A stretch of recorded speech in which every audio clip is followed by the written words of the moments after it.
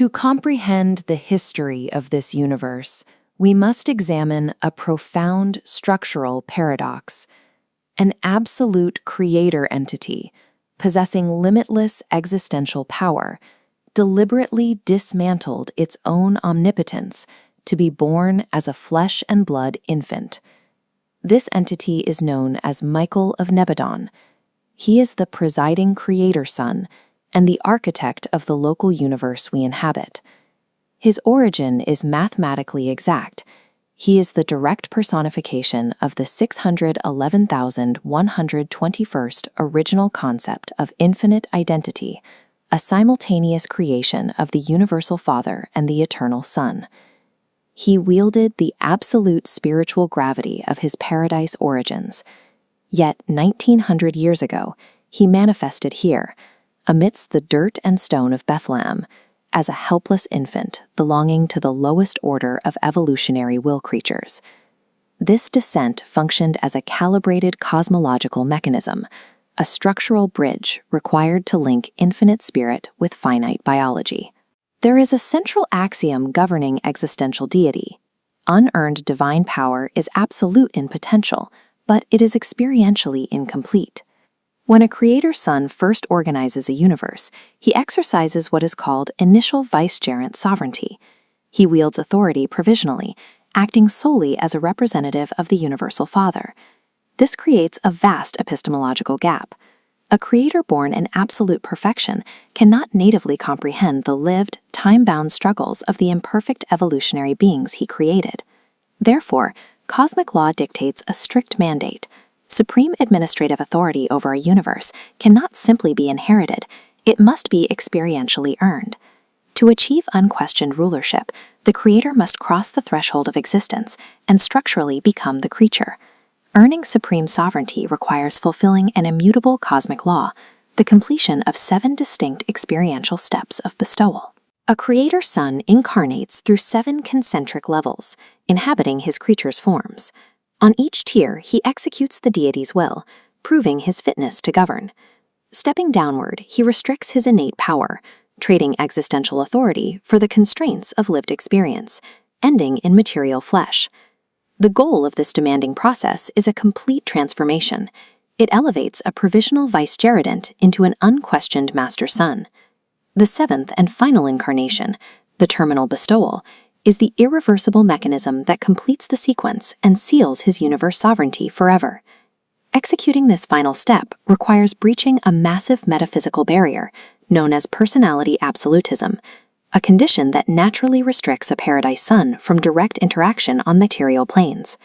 To bypass this barrier, celestial physics employs an undisclosed technique. It is referred to in universe records as the secret of Sonorington.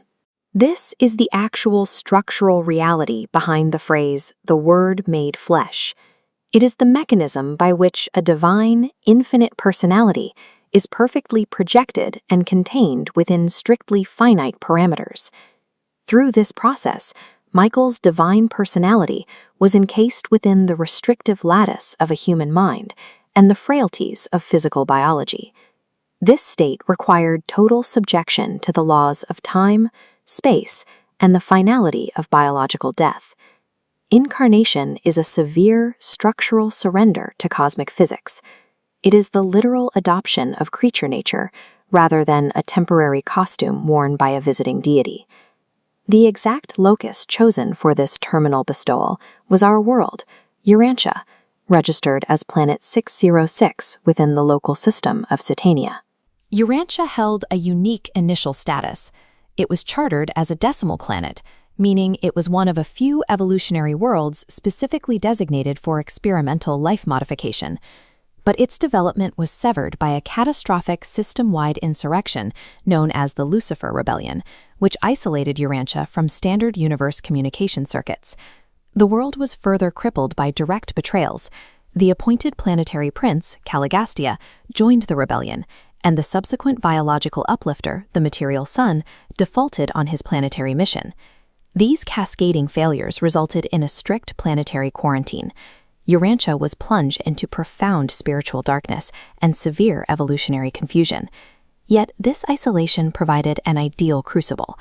a world experiencing maximum rebellion, sin, and darkness offered the mathematically exact cosmological conditions required to test the ultimate limits of a terminal bestowal. For millennia, human theology has deeply misunderstood the purpose of this terminal bestowal and the resulting crucifixion. The historical record refutes the primitive concept of penal substitution.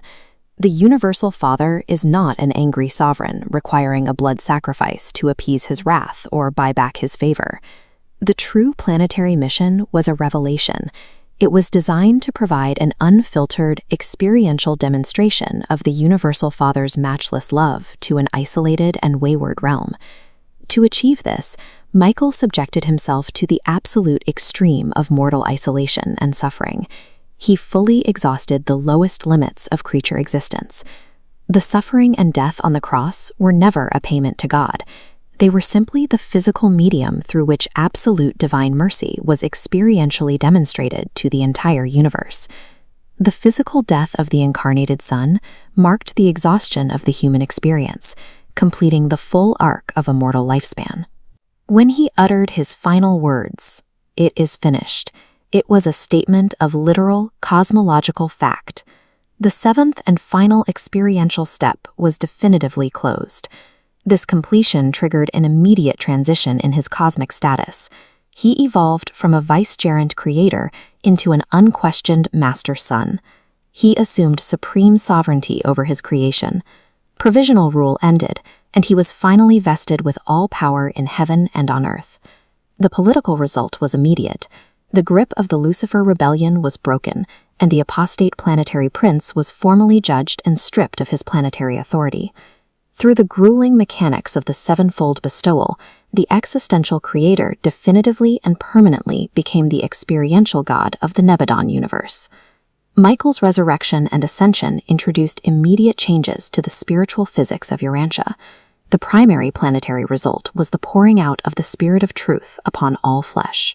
This spirit operates as a permanent planetary circuitry, a spiritual gravity designed to draw truth-seeking minds upward toward their creator. This circuit acts as a preparatory layer, retuning the human mind to accommodate a direct connection with paradise. With sovereignty fully established, Michael now facilitates the universal arrival of thought adjusters, individual fragments of the Universal Father sent to live within the human mind. This represents the objective cosmic reality of your existence.